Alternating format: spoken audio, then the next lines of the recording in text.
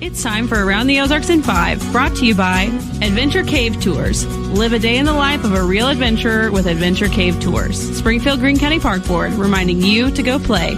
Blue Current, moving you forward since 1929. Roto-Rooter Plumbing and Drain Service. Call Southwest Missouri's best plumber today for a free estimate. Here are your hosts, Ethan and Sarah Foreheads. Hey, good morning. It's Wednesday. We are making our way through the week, a little cooler now, and we've got some news to talk about. We thank you for being with us, listening, watching, whatever you're doing. Hope you have a great Wednesday. Let's do some news. All right. An Ozarks firehouse was destroyed by fire, of all things. The Eminence Area Volunteer Fire Department went up in flames, destroying 7 fire trucks. 7. That's a big cost. One of those trucks was a fire truck that was used in the New York City area in response to the 9/11 attacks on the World Trade Center. The firehouse is a total loss. No word yet on what the volunteer fire department there will do now, but I'm sure we will keep you posted as we learn that information. Man, that's discouraging. That is I saw the tough. picture of it, and wow, it was big. Well, and they're already volunteers, so they're struggling to begin with. Man, that's rough. Yeah. And it's a rural community. And so depending on where they were located when the call comes in, you know what I mean? Like they're not Well, your equipment necessarily nearby. and your equipment's inside. So True. Yes. All right. Now to this, serial vandals are on the loose in Springfield. Police are asking for your help in identifying them. They have some surveillance pictures. Police posted pictures of 3 people along with their getaway car on social media and said that they are responsible for 6 vandalisms that they know of at a building on East Pythian that houses Poindexter Mechanical Plumbing. SPD is asking anyone who recognizes them to call police. okay. And then there's this. A drunk driver will spend 9 years in prison for killing 2 people in a drunk driving crash in Monette last year. Rafael Contreras Maldonado pleaded guilty. The judge gave him 9 years. 9 years. He killed 53-year-old Larry Brock and 61-year-old Lydia Shorey, both from Crane. Maldonado at the scene refused to take a breath test, but ended up having his blood drawn through a search warrant. Man. Wow. You know, I can't, you put yourself in the position of their family, and it's a horrific decision, but I don't know that if I were family that I would feel at all satisfied with 9 years for somebody who took the lives of 2 people's lives gone forever. Yeah. And the price of that is 9 years. I don't know all the extenuating circumstances, so maybe there is something, but just on the surface, wow. Yep. A local school district is implementing a new cell phone policy. Starting in just a couple of weeks, Willow Springs High School students must buy a pouch. I think it's $7 or so. Buy a pouch. I'm not sure what is special about this pouch, but they buy a pouch to keep their phone in if they want to have their phone at school. The pouch then with the phone and any kind of Bluetooth device has to stay in their backpack at the school. Students will not have access to it during the day unless there is some sort of an emergency, and they have protocol for that. But man, I know you talk with a lot more. It doesn't matter what district that you talk with teachers in. All the districts are the same as far as kids and cell phones. And you talk with more teachers than I do. It's a problem, right? Yeah, but honestly, I don't get the pouch because the pouch gets stowed into the backpack. So why can't you just stow the phone in the backpack? Why does it need to be in a pouch? How is the pouch going to change anything? I'm not clear on that, but there is a $7 I mean, I saw the story. Pouch. I don't get the story. I'm like, what am I missing? Understand maybe the pouch is so to say that, okay, you've registered your phone. It's okay for you to have a phone on the premises because I see the pouch. If I don't see a pouch, maybe that means you're not even supposed to have the phone on the premises at all. Or maybe they're going to take the $7 per student and run. Just kidding. I don't really think it's about money. I'm just saying it's not. Sweet, it doesn't make any pouch sense. money. Yeah. Yeah, I don't know. I don't get the. I don't understand the thinking behind the pouch. Yeah. But that's I'm for the cell phone situation. Right. Yes. Because it's too much of a distraction in class. Yep. All right. Now to this, congratulations to Mercy Hospital. Good news for them. They have been named one of the best in the country. Money.com put together that list of best hospitals in 2024. Out of 115 hospitals on the list, Mercy Springfield ranked number 107. So they have an overall grade of a B. Now to this, congratulations to Jack Harris. He is the principal of Branson High School. Yeah. Named the principal of the year in Missouri. That's pretty cool. That is cool. That's awesome. Just so happens to be the school that he attended and graduated from. So that's very fun. Cool. Full circle moment. Harris has been principal at his alma mater for 8 years. Local boy made good. I think that's great. That is great. Congratulations. I have some friends. My best friend, Ruby, who I have known since like childbirth. She grew up in Fort Gibson, Oklahoma, my tiny little town, and she teaches there. And I love that. She's actually a speech pathologist, but she's in the school system and they all see her. Isn't that fun? Good times. That's cool.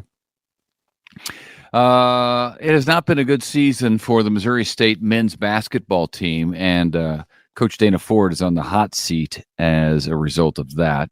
Tomorrow, they will try to make a run, try to salvage the season in the Missouri Valley Conference Tournament up in St. Louis.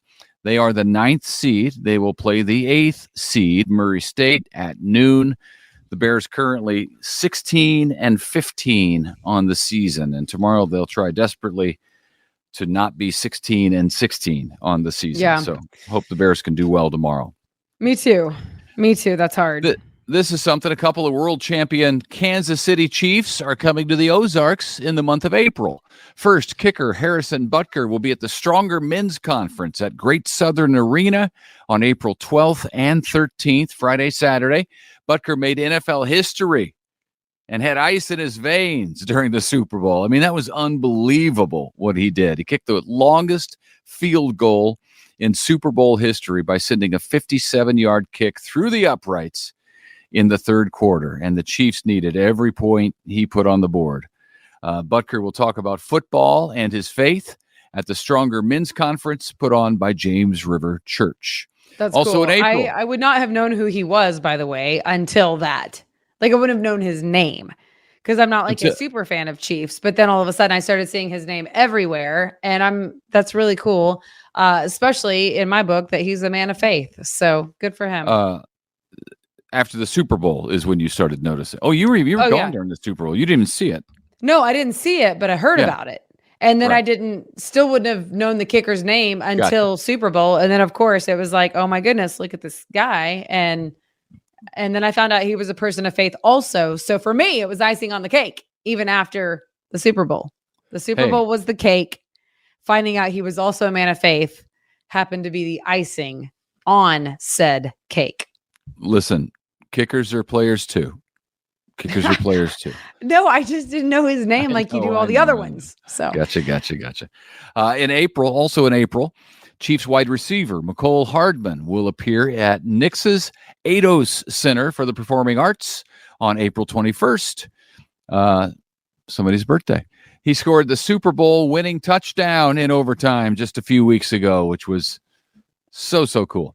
He'll speak at a fundraiser for Care to Learn, a great organization, on Sunday, the 21st of April, 7 p.m. That's a Sunday night.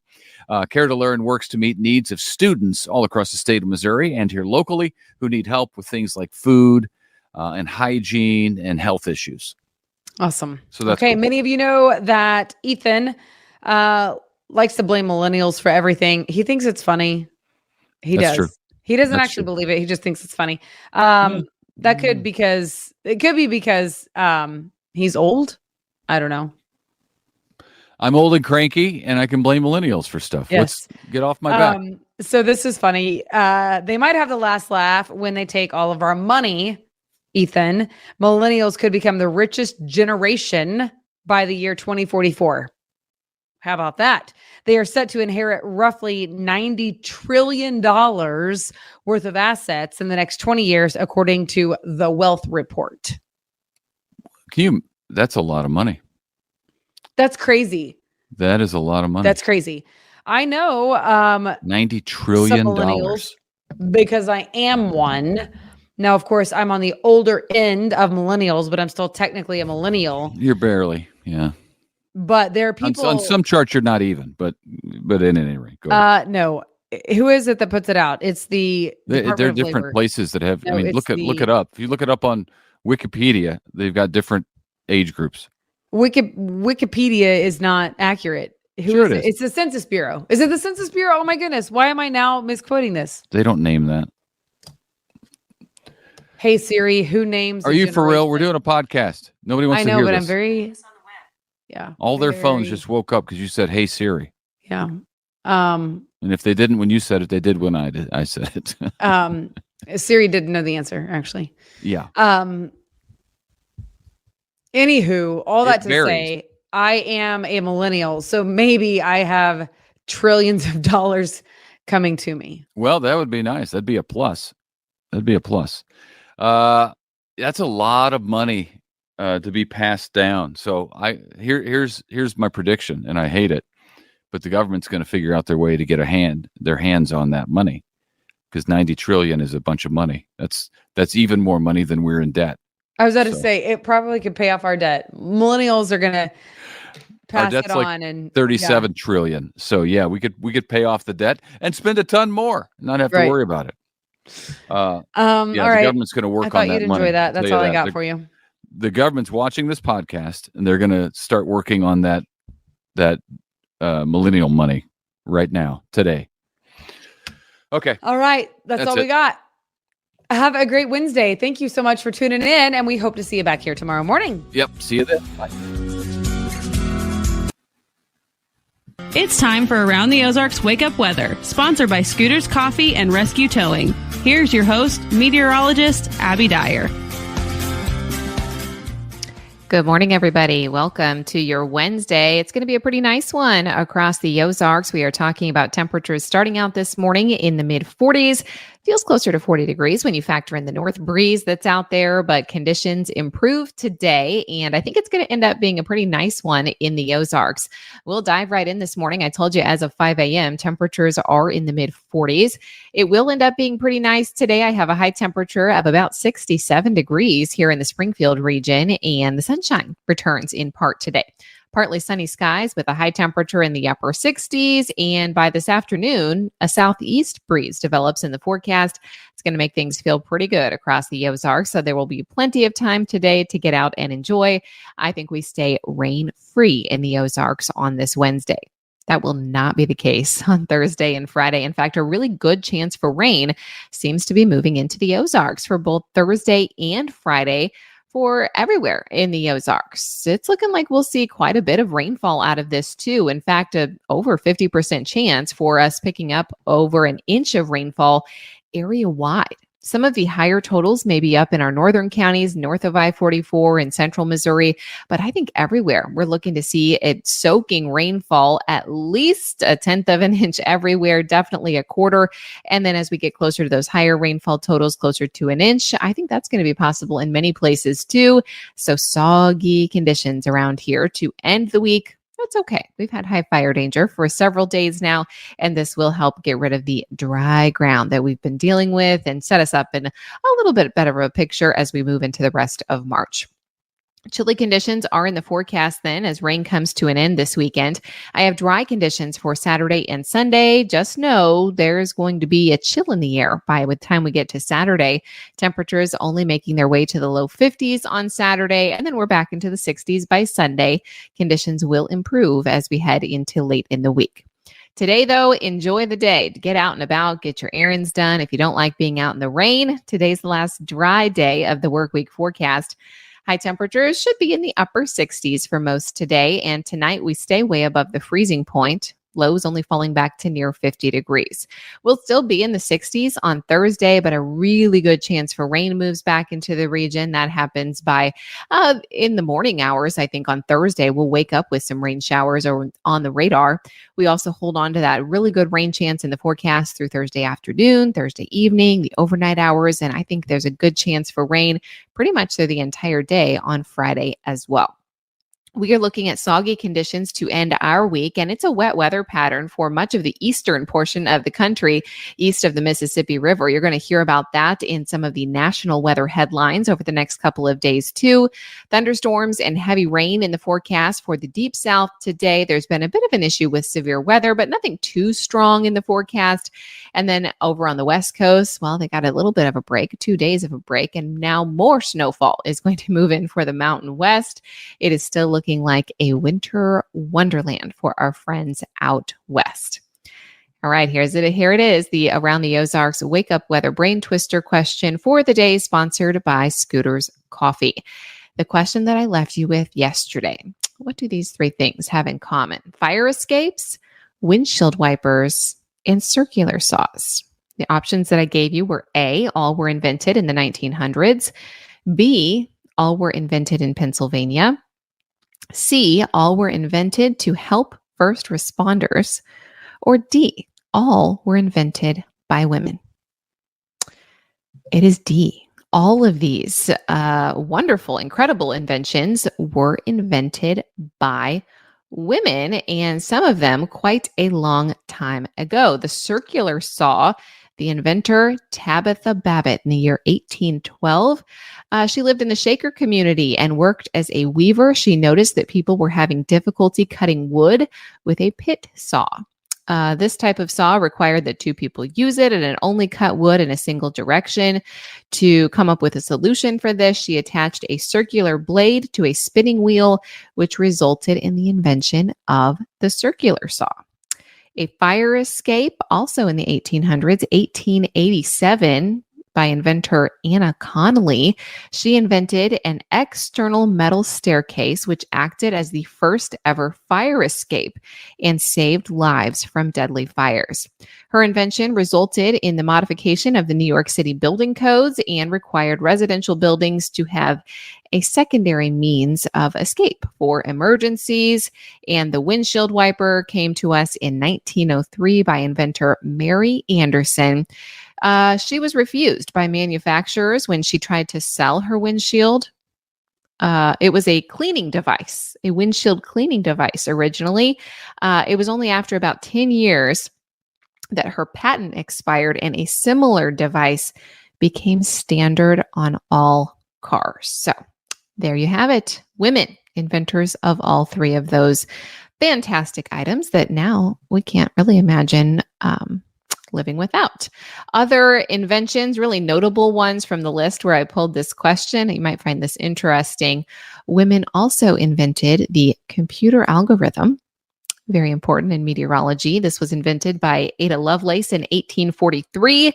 The dishwasher in 1872. Josephine Cochrane was like, this is ridiculous. I'm not doing this. A machine can. A life raft by Maria Beasley. A medical syringe by Letita Gear in 1899. The Monopoly game, the first ever Monopoly game by Elizabeth Maggie in 1904. Bulletproof fiber, which is kind of an interesting one, in 1966. Of course, credited with saving countless lives there. And a word processor in 1971 by Evelyn Berezin. All terrific inventions brought to you by women in Women's History Month. Here's the question that I'll leave you with for tomorrow. What percent of Louis Vuitton handbags are fake? Do you think it is 35%, 55%, 70%, or 90%? You can submit your guess. Do that at aroundtheozarks.com. I'll have another brain twister question for you early tomorrow. In the meantime, enjoy the beautiful day. Partly sunny skies, 60s, southeast breeze developing this afternoon. Rain arrives in a big way tomorrow and Friday. So enjoy the dry time while we have it.